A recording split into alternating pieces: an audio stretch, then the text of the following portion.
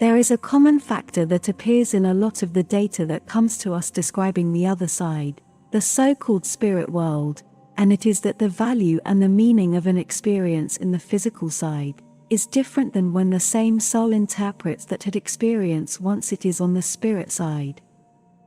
It is clearly noticed that any unwanted, dramatic, and even traumatic experience a person has had on the physical side does not hold the same meaning, does not hold the same interpretation, nor does it have the same emotional value once the person has crossed over.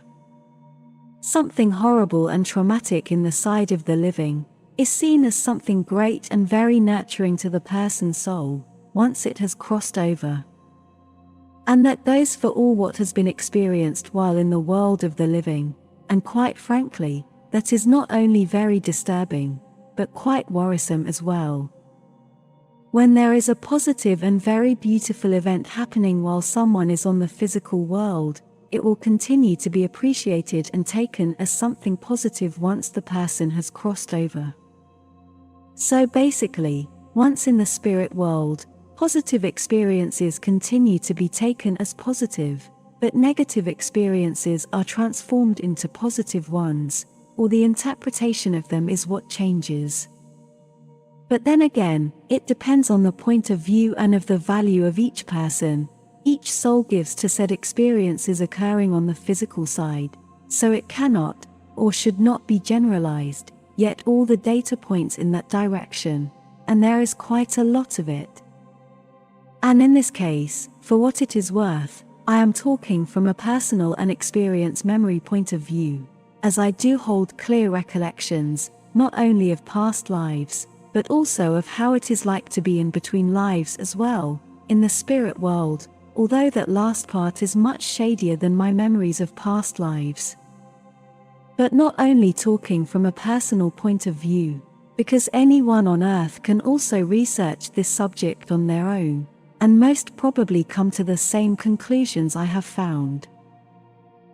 For example, researching the valuable work of Dolores Cannon, or the work of Rauni Lena Kilder, where this point comes up all the time. And as a footnote, they both have crossed to the other side. The first thing that is worrisome about this change of values, and of meaning of all experiences had on the physical side, is that it makes us think that whatever we decide while in the world of the living, may hold absolutely no value at all once we cross to the spirit side.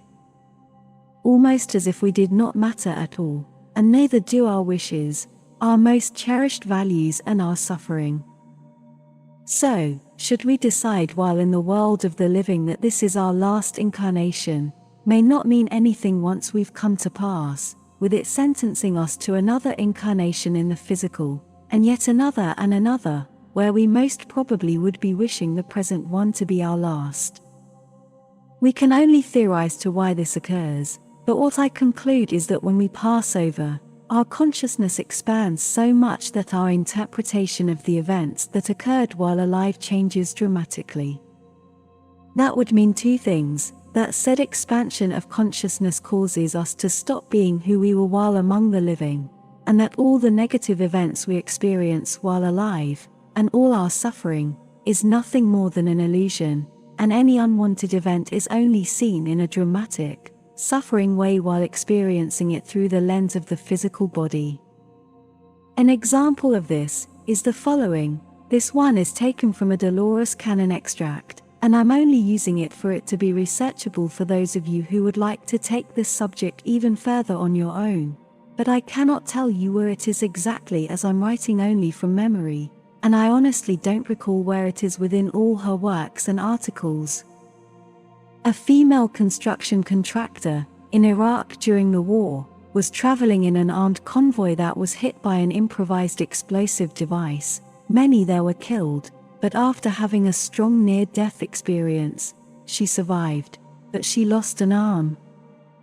She remembers clearly that when she was on the other side, she found herself talking to what she interprets to be one of her spirit guides.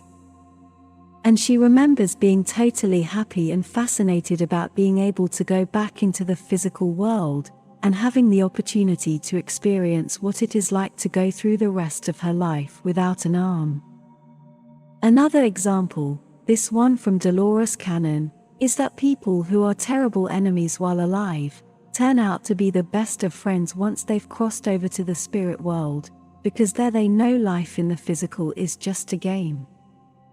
And as a personal example, I remember I was rock climbing for sport in one of my past lives, and I remember getting trapped in a place far above in the rocks, and on the face of a mountain where I could not go any further up, and I could not go down retracing my steps either.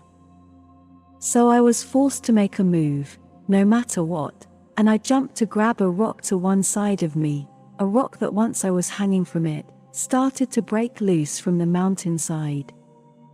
I remember the terror I felt when I realized my mistake, and that I had no chance to save myself. All in a few fraction of a second, I felt a deep sadness knowing I was going to die. I remember falling, still hopelessly holding on to the rock that was falling with me, and I remember the feeling of uselessness of that sport, and repenting taking it as a pastime, as well as the anger I felt against myself. All that in the few moments it took me to reach the ground and die. But then, once on the other side, my thoughts were about the awesomeness of the ride, and of all the experience I had gained from that fall, and the experimental knowledge necessary to value life from that new angle. I was basically euphoric about what had just happened. I remember that all what my short lifetime that had just ended taught me was always of a positive nature, leaving a satisfactory and happy feeling, including everything that when alive I had felt to have been negative and unwanted experiences. Except, perhaps the realization that I had to go back in again, to finish all what I had left undone, but it was more of a feeling of that being a nuisance and a waste of time, although of course time does not behave the same while on the other side, but that was my feeling. Just an, oh no, I must do all that again. The point is that even though we may not want to reincarnate again while we are alive, we may very well want to, once we've crossed over. Then some questions arise, for example, why we don't, or wouldn't want to have another experience in the physical. And the answer may be because we associate the physical world with suffering, but only while we are alive. But when we are in the spirit side, we see an incarnation with all the good and bad events, as one whole awesome experience we want to repeat, or to have another. Being that as far as I can remember and as far as I have also researched, it is very peaceful in the spirit world, and that is great, and that is what we may want while alive, but from there it looks like what we desire is more action. Another factor is that when we are in the spirit world we are perfectly conscious that an incarnation in the physical is only of a very temporal nature, that we do not lose our identity, and that there is nothing that can ever happen to us in the world of the living that can truly harm us. While we are alive we may see everything in a strong emotional and dramatic way, but when we cross over we see an entire incarnation as just a ride, and just one more of many we've had and we will have. With this, leaving the desire to not incarnate anymore, as only an insignificant side effect of experiencing pain, especially emotional pain, while we are in the world of the living, something we expect and we disregard as not having much importance once we are in the spirit world, as it is only part of the experience and a consequence of having a body. Looking at the problem from another angle, what does the next concept tell us? That there is nothing in the material world that we take with ourselves once we cross over into the spirit world. We cannot take our money, our art collection, or car, our house, nor any of our material possessions. The only thing that we do take with ourselves when we die is our experience, all what we've learned through our lifetime, and all the spiritual growth we could achieve. What does this mean? It means that nothing in the material world has any value in itself, from the point of view of a life experience a soul is having, except for the experimental value the material object can give the soul.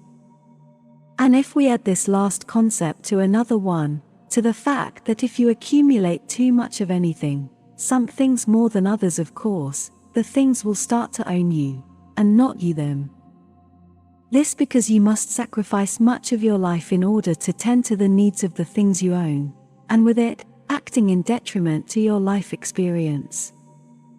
All this would mean that what really matters during a lifetime is the experience we accumulate, and not the material things we can uselessly pile up, being this last thing a symptom of identifying too much with having and not with being, thinking that the material world is all what matters, because it is all there is.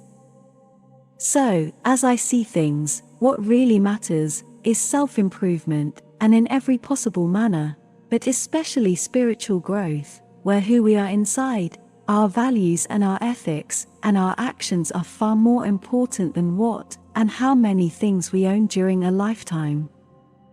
I'm not saying we must neglect our need to own things, because as I said above, they do give us experiential value that nurtures our spiritual growth as well, although this would depend on the needs and wants of each individual during its life experience, but things do have their place. But we do need to watch them so they don't take over our lives. As a meaning to life, I'd say it is to realize we are the creators of our circumstances, and the reason we continue to reincarnate over and over again is because we feel we have not yet mastered the knowing how to give the correct value to each one of our lives' experiences. I certainly don't believe there are any entities, or devils of sort that force us all to reincarnate. I firmly believe we do so because of our own attachments and ideas of unfulfillment, of all what we think we have left undone. So, once more, learning to let go, to forgive others and especially ourselves, and to appreciate what we have, and who we have, all in gratitude, brings us closer to not needing to repeat yet another incarnation, or at least would help us prevent repeating the same last one, giving us the opportunity to move on. Another factor that I feel also makes us come back into the physical, is the need to feel that we can create a wonderful life, despite any hardship or unwanted experiences, a life we would want to repeat, only with variations perhaps, or to learn to create countless different positive and fabulous lifetimes, full of contrasts and spiritual growth. And with it, being able to synchronize the meaning of life our souls may have from the physical point of view and from the spirit side's point of view as well. The more we can synchronize our values congruently, the more whole we can become as beings, and the more control we can have over our lives. What are we alive for? Perhaps it is to learn to be happy despite everything else, perhaps even dissolving all negativity as it is only an interpretation that changes as we see it from different angles. Seeing life as something hard, as it is hard no matter who and where you are. As I see it, life is about staying alive as long as you can, and as well as you can, perhaps even seeing it as if life were a game where the whole point is to see how long you can last there, how hard are you to kill. And one of the keys is to persevere, to march on no matter what, to insist in what you want and need, and never give up. And then perhaps, as souls, we can finally come to see that being in the spirit world, or in the physical side is all the same, being that contrast as only another expression of duality, and only an interpretation, as from the most expanded point of view we all desire to attain. There is no duality between the spirit world and the material world. There is only spirit world. The material side, however compelling it may be, is only an illusion.